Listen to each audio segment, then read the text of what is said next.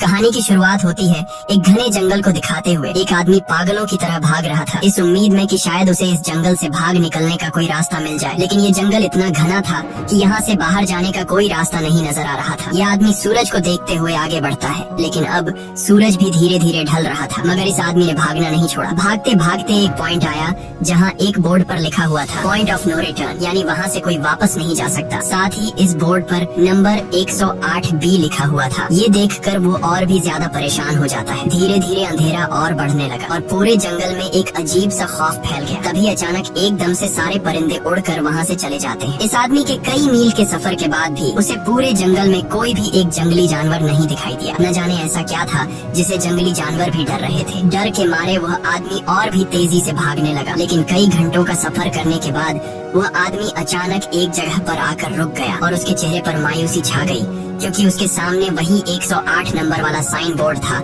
जिस पर लिखा हुआ था पॉइंट ऑफ नो रिटर्न। अब आदमी को समझ आया कि चाहे मैं जितना भी भागूं पर इस जंगल से निकल नहीं सकता। इसलिए अब वो वहाँ छुपने की जगह ढूंढने लगा, लेकिन वहाँ उसे छुपने के लिए कोई सेफ जगह नहीं मिली। इसीलिए अब वो पेड़ के ऊपर चढ़ जाता है, पर तभी उस पेड़ की टहनी टूट गई, जिससे वो आदमी काफी ऊंचाई से नीचे जमीन पर आ गिरा। पेड़ से गिरने के बाद वो बहुत ज्यादा जख्मी हो चुका था। उसे काफी गहरी चोटें आई। इससे पहले कि वो बेहोश हो जाता तभी अचानक जमीन हिलने लगी और अजीब सी गुर्राने की आवाजें आने लगी। वो आवाजें सुनकर आदमी के गले में सांसें अटक गईं। तभी अचानक कोई उसे खींच कर ले गया। खींचने वाला कौन था ये नहीं दिखाया गया, लेकिन हमें उस आदमी की दर्द भरी चीखें सुनाई दी गई। इस इंसिडेंट के 6 दिन बाद हमें शहर में मीना नाम की एक लड़की को दिखाया जाता है जो एक बर्ड शॉप में काम करती है। तभी उसका बॉस आता है और मीना को एक गोल्डन पैरट को शहर से दूर एक जू में डिलीवर करने का ऑर्डर देता है। मीना बॉस की बात को मानते हुए अब उस पैरट को डिलीवर करने जाती है। मीना गाड़ी में बैठकर अपने मोबाइल में उस जू का लोकेशन सेट कर लेती है और अपने सफर पर निकल पड़ती है। शहर से बाहर निकलने के बाद वो एक बोर्ड पर बहुत सारे लोगों के मिसिंग फोटोज देखती है, यानी वहाँ पर कई सारे लोग गायब हो चुके थे। लेकिन मीना उन पर ज्यादा ध्यान नहीं देती और आगे बढ़ने लगती है। आगे बढ़ते दौरान मीना शॉर्टकट लेते हुए जंगल के रास्ते से गुजरती है ताकि वो जल्दी से इस पैरट को जू तक डिलीवर कर दे। और वो पहुँच गई जंगल के बीचों बीच। ये वही जगह है जहाँ हम पहले एक आदमी को गायब होते देख चुके हैं। वहाँ आकर मीना बुरी तरह से फंस चुकी थी। वो अपने मोबाइल पर मैप देखती है, लेकिन वहाँ मोबाइल के सिग्नल नहीं आ रहे थे और उसके कार का रेडियो भी काम नहीं कर रहा था। मीना अब वहाँ से वापस निकलने लगी, लेकिन अब उसे वहाँ से बाहर निकलने का रास्ता समझ नहीं आ रहा था। थोड़ी देर बाद मीना की गाड़ी भी खराब हो गई। मीना गाड़ी से बाहर निकलती है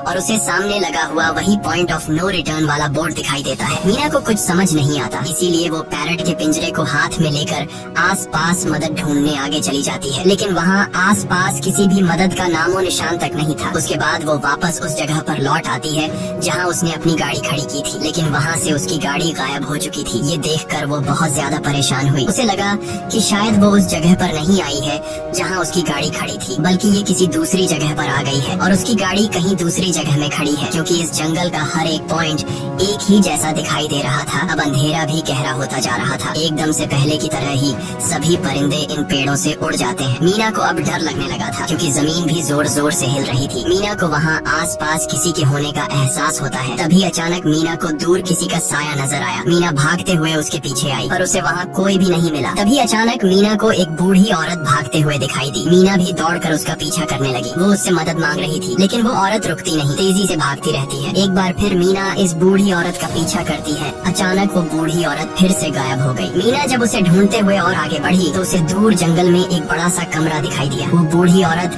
उस कमरे के दरवाजे को खोलकर मीना से कहती है, अगर जिंदा रहना चाहती हो तो जल्दी से अंदर आओ। ये सुनते ही मीना बिना सोचे समझे दौड़ते हुए उस कमरे की तरफ गई। मीना के अंदर आते ही उसने गेट को लॉक कर दिया। मीना देखती है कि ये कोई अजीब सा कमरा है जिसमें एक बहुत बड़ा सा मिरर लगा हुआ था। उस बूढ़ी औरत के साथ यहाँ 2 और लोग भी थे। मीना घबरा कर उन लोगों से पूछती है, ये कौन सी जगह है? इस पर उस बूढ़ी औरत ने जवाब दिया कि इस जगह को हम दी कोब कहते हैं। मेरा नाम है मैडलन, ये लड़की है कियारा और इस लड़के का नाम है डेनियल। बूढ़ी औरत मीना से कहती है कि अभी बातचीत का वक्त नहीं है, तुम जल्दी से हमारे साथ मिरर के सामने खड़ी हो जाओ, क्योंकि कोई हमें देखने आने वाला है। मीना पूछती है, आखिर हमें कौन देखने आ रहा है? तो वो बूढ़ी औरत उससे कोई जवाब नहीं देती। एकदम बाहर से अजीब सी आवाजें आने लगी। मीना डर के मारे पूछती है कि ये आवाज किस चीज की है, तो कियारा मीना को बताती है कि इन्हें हम वॉचर्स कहते हैं। वे शीशे के दूसरे ओर से हमें देख रहे हैं पर हम उन्हें नहीं देख सकते। वे हर रात सूरज ढलने के बाद यहाँ आते हैं और हमें देखते रहते हैं जब तक सुबह का सूरज नहीं निकल आता। तभी शीशे के दूसरी तरफ से शोर आने लगा। मीना पूछती है ये शोर कैसा है? उस बूढ़ी औरत ने बताया कि वॉचर्स तुम्हारे आने से खुश हैं, तुम्हें यहाँ देखकर तालियां बजा रहे हैं। मीना बुरी तरह से कंफ्यूज थी, वो जल्द से जल्द यहाँ से निकलना चाहती थी। मैडलिन जिन्हें वॉचर्स कह रही थी, न तो अब तक मीना ने उन्हें देखा और न ही किसी और ने देखा था। रात गुजर जाती है, सुबह होने पर ये लोग उस जगह से बाहर निकल आते हैं। मैडलिन बताती है कि वे वॉचर्स सिर्फ रात में ही बाहर निकलते हैं, दिन के वक्त हम लोग जंगल में आजाद घूम सकते हैं। मीना रात भर यही सोच रही थी कि कब सुबह होगी और जल्दी से मैं इस जंगल से बाहर निकल जाऊं। इसीलिए वह फौरन जंगल से बाहर निकलने का रास्ता ढूंढने लग जाती है। तब मैडलिन बाकी सबको उसे रोकने से मना कर देती है, जैसे कि वह जानती हो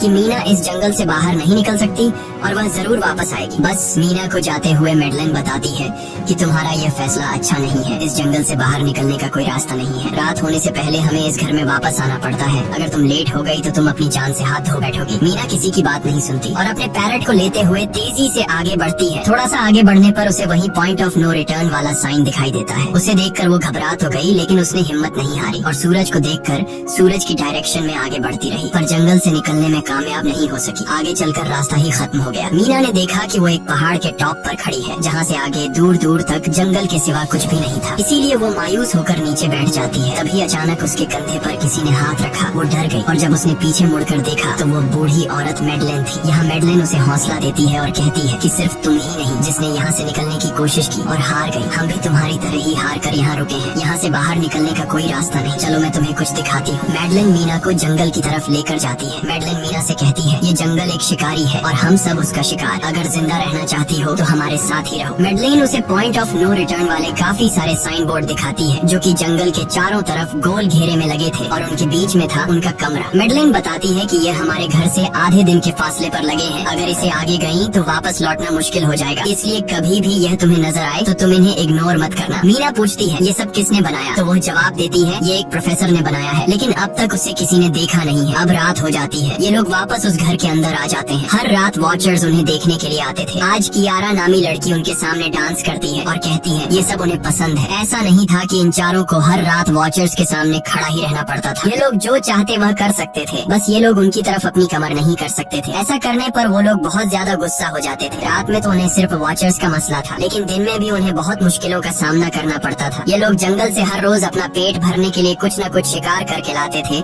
जिससे उनका गुजारा हो जाता। अगले दिन कियारा और मीना दोनों जंगल में शिकार करने जाती हैं। मीना कियारा से पूछती है कि आखिर ये वॉचर्स चाहते क्या। कियारा बताती है मुझे भी कुछ खास नहीं पता, लेकिन मैडलाइन कहती है कि ये वॉचर्स हमें देखते हैं, हमें ऑब्जर्व करते हैं, लेकिन अगर हमने वॉचर्स को देखा तो हम पागल हो जाएंगे क्योंकि वॉचर्स बहुत ही खूंखार दिखते हैं। कियारा अब उसे एक गड्ढा दिखाती है और कहती है ऐसे बहुत से गड्ढे इस जंगल में मौजूद हैं। दिन के वक्त सारे के सारे वॉचर्स उन गड्ढों में रहते हैं और रात में वो यहाँ से बाहर निकल आते। दिन के वक्त ये लोग इसलिए बाहर नहीं आ सकते क्योंकि सूरज की रोशनी उनकी स्किन जलाती है। कियारा मीना को बताती है कि वो 5 महीने पहले अपने पति के साथ इस जंगल में आई थी और तब से वो दोनों यहाँ फंसे हुए थे, और आज से 6 दिन पहले मेरा पति जंगल में रास्ता ढूंढने निकला है। मुझे उम्मीद है कि वो जरूर वापस आएगा और हम सबको यहाँ से सेफली ले जाएगा। यहाँ हमें मालूम होता है कि असल में कियारा का हस्बैंड वही आदमी था जिसे हमने मूवी के स्टार्ट में देखा था, जिसे कोई यहाँ से खींच कर ले गया और अब वो मारा जा चुका है। इस तरह से बातें करते हुए ये दोनों कमरे के पास वापस लौट आए। यहाँ मैडलिन ने मीना को 3 रूल समझाती है जिंदा रहने के लिए। सबसे पहला ये कि वो रात के वक्त घर का दरवाजा नहीं खोलेगी, दूसरा रात में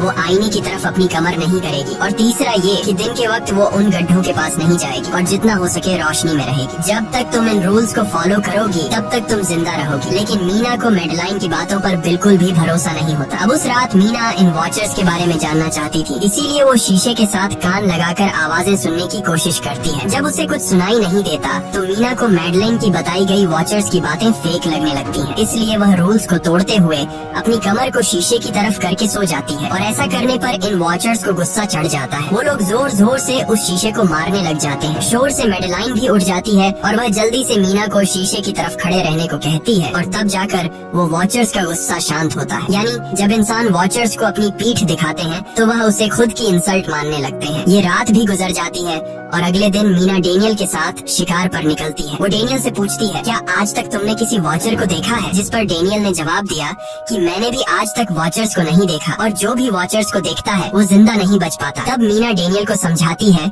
कि मुझे लगता है कि ये सब मैडलाइन की बनाई हुई कहानियाँ हैं जिसके अंदर वो हमें फंसा रही है। हमें जरूर उन गड्ढों को जाकर चेक करना चाहिए, शायद हमें यहाँ से बाहर जाने का कोई रास्ता मिल जाए। डेनियल भी यहाँ रहकर बहुत ज्यादा तंग हो चुका था और वो भी किसी तरह से रास्ता ढूंढकर इस जंगल से भाग निकलना चाहता था। इसलिए वो मीना की बात मान लेता है और वो दोनों गड्ढे के पास पहुँच जाते हैं। अब मीना अपने आप को रस्सी से बांधकर इस गड्ढे के अंदर उतरती है। रस्सी का दूसरा सिरा डेनियल ने पकड़ा हुआ था ताकि अगर मीना को कुछ भी हो वो जल्दी से मीना को बाहर की तरफ खींच ले। मीना नीचे गड्ढे में पहुंच जाती है जहां उसे बहुत सारा इंसानों का सामान मिलता है। मीना उस सामान को इकट्ठा कर लेती है। ये सारा सामान उन लोगों का था जो जंगल में वॉचर्स के शिकार हो चुके थे। डेनियल रस्सी के सहारे कैमरा, साइकिल और जरूरत का सारा सामान को बाहर ले आता है। मीना अब नीचे इंतजार करती है कि डेनियल कब रस्सी नीचे फेंकेगा और मैं ऊपर चली जाऊंगी। और इससे पहले कि मीना उस गड्ढे से बाहर निकल पाती, उसे गड्ढे के अंदर किसी के आने की हलचल सुनाई देती है। मीना जल्दी से डेनियल को रस्सी नीचे फेंकने की आवाज देने लगती है, लेकिन तभी मीना को पकड़ने के लिए एक वॉचर का हाथ बढ़ने लगता है। पर मीना धूप में खड़ी थी, इसलिए जब उस वॉचर के हाथ पर सूरज की रोशनी पड़ी तो उसका हाथ जलने लगा। इतने में डेनियल ने नीचे मीना के पास रस्सी फेंकी और मीना फौरन जल्दी से बाहर निकल आई। मीना पूरी तरह से डर गई थी। ये लोग उस सारे सामान को लेकर अपनी सेफ हाउस में आ गए जहाँ मैडलन ने उससे पूछा, ये सामान तुम्हें कहाँ से मिला? ये लोग झूठ बोल देते हैं कि ये सामान उन्हें इस जंगल से मिला। मैडलन को इस जंगल में रहते हुए बहुत अरसा गुजर चुका था। वो जानती थी कि ये सामान उसे जंगल से नहीं बल्कि एक गड्ढे से मिला होगा। वो मीना से पूछती है, बताओ तुमने गड्ढे के अंदर क्या देखा? लेकिन मीना उसे कुछ नहीं बताती। ये लोग बहुत खुश थे कि आज रात ये लोग वॉचर्स को देख पाएंगे क्योंकि मीना को गड्ढे के अंदर एक कैमरा मिला था। डेनियल किसी तरह जुगाड़ करके उस कैमरा को टीवी के साथ अटैच कर लेता है ताकि ये लोग भी टीवी पर वॉचर्स को देख पाए। मैडलन बार बार उन्हें समझाती है कि ये तुम लोग गलत कर रहे हो, लेकिन ये दोनों उसकी एक बात भी नहीं सुनते। आज रात ये लोग वॉचर्स के इंतजार में बैठे थे ताकि उन्हें वो देख पाए, लेकिन काफी रात होने के बावजूद भी आज कोई वॉचर उन्हें देखने नहीं आया। और अब कुछ देर बाद उनके साथ कुछ अजीब सा होने वाला था। ये लोग बातचीत में मसरूफ थे कि तभी उनका दरवाजा खटखटाया जाता है, यानी दरवाजे पर किसी ने दस्तक दी। उन्होंने जल्दी से टीवी की तरफ देखा तो वहाँ उन्हें इंसानी टांगे दिखाई दे रही थी। बाहर जो कोई भी था वो कियारा के हस्बैंड की आवाज में बात कर रहा था और वो जल्दी से दरवाजा खोलने को कह रहा था। कियारा को लगा कि जरूर उसका हस्बैंड यहाँ से बाहर निकलने का रास्ता ढूंढ आया है। वो जल्दी से उठकर दरवाजा खोलने के लिए जाती है, लेकिन मैडलन बीच में आकर दरवाजा खोलने नहीं देती। वो कहती है कि मैं जानती हूँ बाहर तुम्हारा हस्बैंड नहीं है, क्योंकि मैडलन जानती थी कि रात के इस अंधेरे में कोई भी इंसान इस कमरे तक नहीं पहुँच सकता। लेकिन कियारा को मैडलन की बातों पर यकीन नहीं होता और वो दरवाजा खोलने की कोशिश करती है। जिसके बाद मैडलन कियारा से कहती है कि वो तुम्हें फंसा रहा है, तुम उसका इम्तिहान ले लो। तुम उसे कोई ऐसी बात पूछो जिसके बारे में सिर्फ तुम या तुम्हारा हस्बैंड जानता हो। कियारा बाहर खड़े हुए इंसान से एक किताब के बारे में सवाल करती है जिसके बारे में उसे पता होना चाहिए था, लेकिन जब बाहर खड़ा हुआ इंसान कोई जवाब नहीं देता तो ये समझ जाते हैं कि ये वॉचर ही है। ये लोग जब दरवाजा नहीं खोलते तो वॉचर उनके बाहर लगाए हुए कैमरा को तोड़ देता है। और यहाँ हमें एक बात पता चलती है कि वॉचर्स इंसान के रूप में भी खुद को बदल सकते हैं। वॉचर्स उनकी इस हरकत पर बहुत ज्यादा गुस्सा हो गए थे। वे बहुत तेजी से शीशे को मारने लगे जिससे शीशे में एक बड़ा क्रैक भी आ जाता है। लेकिन यहाँ मैडलन समझदारी दिखाते हुए सबको लाइन से शीशे की तरफ खड़ा कर देती है, जिससे वॉचर्स का गुस्सा थोड़ा बहुत ठंडा हो जाता है और वे वहाँ से चले जाते हैं। अब यहाँ मीना मैडलन को बताती है कि हमने गड्ढे में से ये सारा सामान चुराया था। ये सुनकर मैडलन बहुत ज्यादा गुस्सा हो जाती है कि तुम लोगों ने दूसरा रूल भी तोड़ दिया। अगली सुबह मैडलन उस गड्ढे से लाया हुआ सारा सामान उठाकर वापस उसी गड्ढे में फेंक देती है, जिससे उन वॉचर्स का गुस्सा थोड़ा शांत हो जाता है। मगर अब इन लोगों को जंगल में बहुत ही ज्यादा अजीब चीजें दिखाई देना चालू हो गई थी और उसका सबसे ज्यादा असर डेनियल पर होता है। डेनियल अचानक बात बात पर बहुत ज्यादा गुस्सा करने लग जाता है। दूसरी तरफ कियारा, जिससे पहले उम्मीद थी कि उसका हस्बैंड जिंदा है और वो यहाँ आकर उसे यहाँ से बचा लेगा, लेकिन अब उसे पता चल चुका था कि उसका हस्बैंड अब वापस नहीं आएगा, जिसकी वजह से वह अंदर ही अंदर पूरी तरह से टूट चुकी थी। और वो डिसाइड करती है कि वह वॉचर्स के इन गड्ढों में कूद कर अपनी जान दे देगी, क्योंकि अब उसके पास जीने की कोई वजह नहीं रही। वह ऐसा करने ही वाली होती है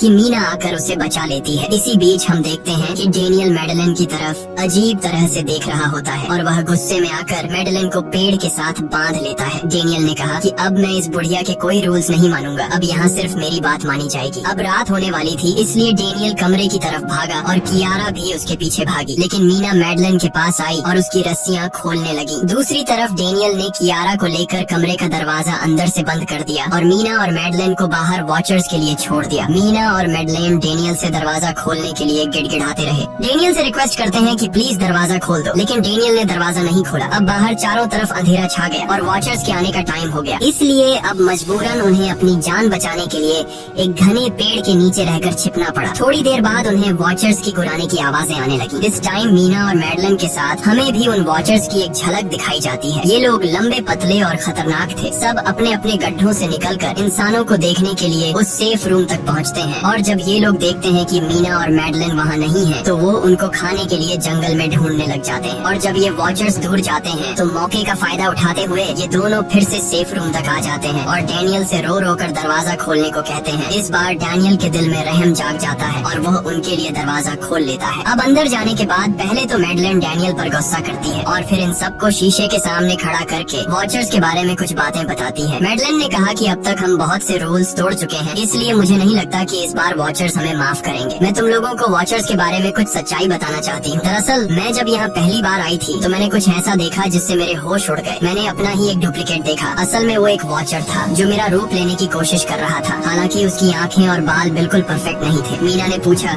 कि आखिर ये वॉचर्स हैं क्या चीज, जिस पर मैडलेन ने जवाब दिया कि ये सारे क्रीचर्स फेरीज हैं जो किसी जमाने में इंसानों के साथ मिलकर रहते थे। फेरीज पंखों वाले एक जादुई जीव थे, लेकिन वक्त गुजरने के साथ इंसानों को फेरीज की शक्तियों से डर लगने लगा। इसीलिए इंसानों ने फेरीज को खत्म करने का सोचा। इंसानों की तादाद ज्यादा थी, इसलिए फेरीज इंसानों का मुकाबला नहीं कर पाए। इंसानों ने इन फेरीज को जंगल में एक बहुत बड़े गड्ढे के अंदर कैद कर लिया और उन्हें श्राप से हमेशा हमेशा के लिए इस गड्ढे में बंद कर दिया। उसके बाद फेरीज कई 100 सालों तक उस गड्ढे में कैद रहे, लेकिन फिर वक्त के साथ उन्होंने जमीन के अंदर खुदाई करके निकलने के रास्ते बना लिए। आज वही फेरीज वॉचर्स के रूप में गड्ढों से निकलकर हमारे सामने आते हैं। हालांकि कई 100 सालों तक जमीन के अंदर रहने की वजह से उन्होंने अपने पंख और जादुई शक्तियाँ खो दी और साथ ही उन्हें सूरज की रोशनी से तकलीफ होने लगी, लेकिन अब भी उनमें रूप बदलने की शक्ति है। इस पर डैनियल ने मैडलेन से पूछा कि ये वॉचर्स हमसे क्या चाहते हैं और ये हर रात हमें देखते क्यों हैं, जिस पर मैडलेन ने बताया कि ये वॉचर्स एक बार फिर से जंगल से निकलकर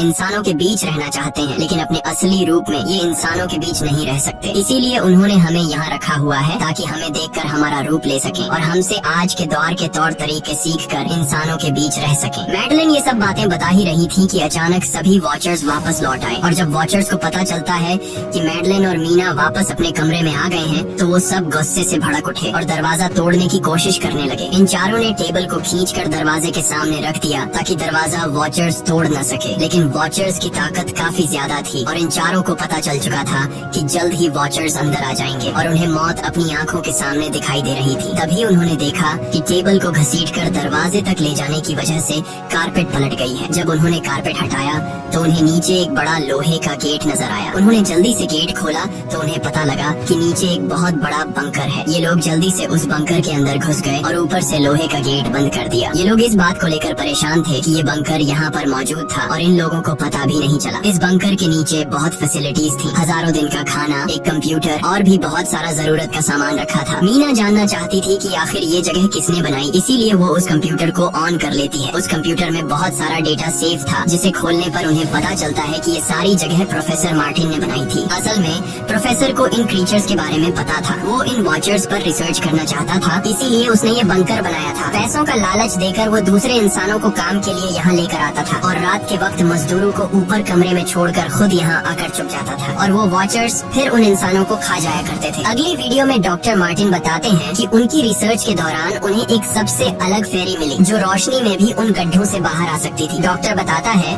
कि उस वॉचर ने एक बच्ची का बिल्कुल परफेक्ट रूप ले लिया था जिसे कोई पहचान नहीं सकता था। वो बहुत अच्छी थी, उसने डॉक्टर मार्टिन को मारा नहीं। डॉक्टर मार्टिन उसे यहाँ ले आया। तभी प्रोफेसर ने कैमरा को दूसरी तरफ मोड़ा। तब उन्होंने देखा कि प्रोफेसर ने उस छोटी सी बच्ची के रूप में आए वो क्रीचर को पिंजरे में कैद कर लिया है। पता नहीं डॉक्टर उसके साथ कौन सा एक्सपेरिमेंट करने वाला था। उस कंप्यूटर में बहुत सी वीडियोस थी और हर वीडियो में कुछ न कुछ बताया हुआ था। मीना बस ये जानना चाहती थी कि आखिर में क्या हुआ, इसीलिए वो सबसे आखिरी वीडियो प्ले करती है जिसमें वह देखती है कि प्रोफेसर खुद को और उस फेरी को मारने वाले हैं। मरने से पहले वह इस जंगल में फंसे हुए लोगों के लिए यहाँ से निकलने का रास्ता बता देता है और कहता है कि शाम में जिस डायरेक्शन में परिंदे भागते हैं उस डायरेक्शन में भागने से वे लोग इस जंगल से निकल सकते हैं। उसने इस रिकॉर्डिंग मैसेज में कहा था कि अगर कोई इस जंगल से निकलने में कामयाब हो गया तो यूनिवर्सिटी में जाकर मेरी सारी रिसर्च तबाह कर देना। मैंने यहाँ आकर बहुत बड़ी गलती कर दी। उसके बाद प्रोफेसर ऊपर चले गए और फिर 2 गोलियों की आवाज आई, जिससे उन्हें समझ आया कि प्रोफेसर ने पहले उस फेरी को मारा और फिर खुद को गोली मार दी। आज रात ये चारों बहुत खुश थे क्योंकि उन्हें इस जंगल से जान छुड़ाने का रास्ता मिल गया था। अगली सुबह सभी लोग अब बंकर से बाहर निकलते हैं तो देखते हैं कि उनका सेफ हाउस उन वॉचर्स ने पूरी तरह तबाह कर दिया है और आज के दिन उन्हें लाजमी इस जंगल से निकलना होगा, वरना ये लोग मारे जाएंगे क्योंकि रात को अब उनके पास छिपने के लिए कमरा भी नहीं बचा था। ये लोग अब यहाँ जंगल से निकलने के रास्ते में बढ़ने लगते हैं। वो परिंदे जिनके बारे में प्रोफेसर बता रहे थे वे तो शाम को उड़ने वाले थे, लेकिन उन्हें शाम होने से पहले जंगल से बाहर निकलना था। इसलिए मीना अपने पास मौजूद पैरट को आजाद कर देती है। जिस डायरेक्शन में वह उड़ता है उसी डायरेक्शन में ये लोग चलने लग जाते हैं। चलते हुए रास्ते में ही उन्हें एक कब्र मिली। मैडलेन उस कब्र को देखकर बताती है कि एक वक्त था जब ये लोग इंसानों के साथ रहते थे, लेकिन इंसानों ने उनके साथ बहुत बुरा किया, धोखा किया और उन्हें यहाँ जंगलों में फंसाकर खुद चले गए। कई घंटे सफर करने के बाद ये लोग एक नदी के पास पहुँच गए। वहाँ उन्हें प्रोफेसर का एक बोट मिला जिसको देखकर ये लोग बहुत खुश हुए, लेकिन उनकी खुशी अब कुछ ही देर की मेहमान थी क्योंकि अब अंधेरा हो चुका था और वॉचर्स के आने का वक्त हो गया था। उससे पहले कि ये लोग डॉक्टर मार्टिन की बोट में बैठकर यहाँ से दूर चले जाते तभी उन्हें पीछे से किसी की आवाज आई। जब उन्होंने पीछे मुड़कर देखा तो वो कियारा का हस्बैंड था जो मदद के लिए चिल्ला रहा था। वो बहुत ही जख्मी हालत में था। बाकी सब बोट में बैठ चुके थे, इसलिए डेनियल अकेला उसकी मदद के लिए गया। डेनियल कियारा के हस्बैंड को खींचकर बोट की तरफ लाने लगा, लेकिन तभी ये लोग बोट से देखते हैं कि डेनियल जिसकी मदद करने गया वह कोई इंसान नहीं बल्कि एक वॉचर है जिसने उनके सामने ही डेनियल का रूप ले लिया। वो लोग कुछ भी नहीं कर पा रहे थे। अब उस वॉचर ने डेनियल को मार दिया। उन्हें इस बात का पता था कि वॉचर्स इस नदी को पार नहीं कर सकते हैं और फाइनली ये लोग खुद इस नदी को पार करके शहर तक पहुंच जाते हैं। और कहानी में असल ट्विस्ट इसके बाद आया। शहर पहुंचने के बाद ये तीनों अलग अलग रास्तों पर चले गए और कुछ दिनों बाद अब मीना जल्दी से डॉक्टर मार्टिन के कहने के मुताबिक उनके यूनिवर्सिटी में उनका सारा डेटा खत्म करने के लिए आई। उससे पहले कि वह उनका रिसर्च डेटा डिलीट कर देती तभी उससे वहाँ एक टेप रिकॉर्डर मिला और उस टेप रिकॉर्डर से मीना को एक नया राज मालूम हुआ। जब हजारों साल पहले इंसान और फेरीज एक साथ रहते थे तो तब उनकी शादी भी हुआ करती थी। इंसान और फेरी के मिलन से जो बच्चे पैदा होते थे उनमें इंसान और फेरी दोनों के गुण होते थे। उन्हें हाफलिंग्स कहा जाता था। उन हाफलिंग्स में एक खासियत थी कि वे रूप बदलने में इतने माहिर होते थे कि वे किसी मरे हुए इंसान का रूप भी बदल सकते थे। प्रोफेसर का मानना था कि जब इंसानों ने फेरीज को जंगल के अंदर गढ़ों में कैद कर लिया था तब हाफलिंग इंसानों के बीच अपना रूप बदलकर चुपके से रहने लगे और वो आज भी किसी न किसी रूप में इंसानों के बीच मौजूद है। मीना जब प्रोफेसर के ऑफिस में आई और वहाँ पर जांचबीन करने लगी तो वहाँ उसके हाथ कुछ ऐसी तस्वीरें लगी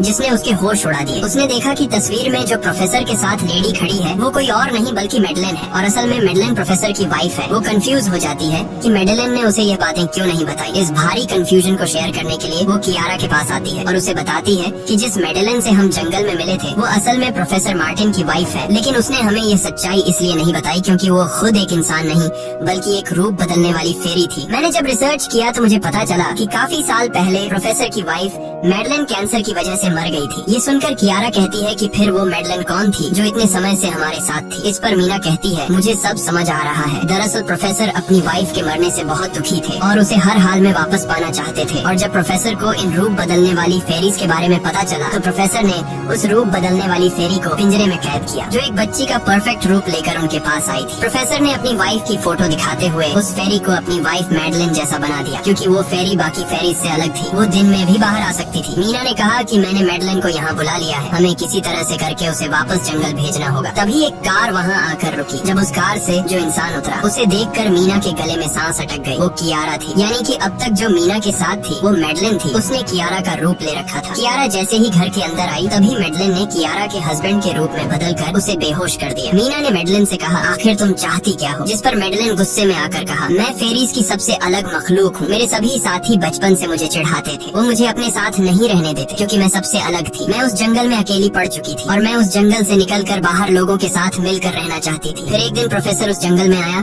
उसने मुझे पिंजरे में कैद कर लिया। उसने मुझसे कहा कि अगर मैं उसकी वाइफ का रूप ले लूं तो वह मुझे जंगल से बाहर ले जाएगा। मैंने उसकी बात मान ली। प्रोफेसर ने मुझे मैडलेन की सारी बातें सिखाई और बाद में उस धोखेबाज प्रोफेसर ने मुझे मारने की कोशिश की, लेकिन उससे पहले कि वो मुझे मार पाता मैंने उसे ही मार डाला। तुम इंसान कभी भी भरोसे के लायक नहीं थे और न ही रहोगे। अब तुम भी मेरी सच्चाई जान चुकी हो, इसलिए तुम्हें भी मरना होगा और तुम्हें मारने के बाद मैं तुम्हारे रूप में इंसानों के बीच रहूंगी। यह कहकर मैडलिन ने मीना का रूप ले लिया और उसका गला दबाकर उसे मारने लगी। तब मीना ने मैडलिन से कहा कि क्या प्रोफेसर ने तुमसे यह नहीं कहा कि तुम क्यों दिन में निकल सकती हो? असल में तुम हाइब्रिड हो, आधी इंसान और आधी फेरी, इसीलिए तुम इंसानों और फेरीज के बीच रह सकती हो। मुझे पता है कि दुनिया में अकेला रहना कैसा होता है, लेकिन तुम अकेली हाफलिंग नहीं हो। तुम्हारे जैसे और भी हाफलिंग्स हैं जो किसी न किसी रूप में इंसानों के बीच रह रहे हैं। इस सच्चाई का पता चलते ही मैडलिन का शरीर अचानक अपने असली रूप में आने लगा। देखते ही देखते उसके पंख निकल आए, जिसके बाद वो मीना को यहीं पर छोड़कर यहाँ से उड़ जाती है। इसके बाद कुछ हफ्तों के बाद का सीन दिखाया जाता है, जहाँ मीना अपनी सिस्टर के साथ रहने लगी है। उसने अपनी सिस्टर को बताया कि शायद वो फेरी अभी भी मेरा पीछा कर रही है। तब मीना की सिस्टर उसे कहती है कि तुम डरो मत, ऐसा कुछ नहीं है। और कहानी के एंड में हम एक छोटी बच्ची को देखते हैं जो कि उस वक्त मीना के घर के नीचे खड़ी थी। ये कोई और नहीं बल्कि मैडलिन थी, जो अब उनके दुनिया में उस रूप में रह रही है। और इसी के साथ ये कहानी खत्म हो जाती है। अगर आपको ये वीडियो अच्छी लगी हो तो हमारे चैनल को सब्सक्राइब और वीडियो को लाइक जरूर कीजिएगा।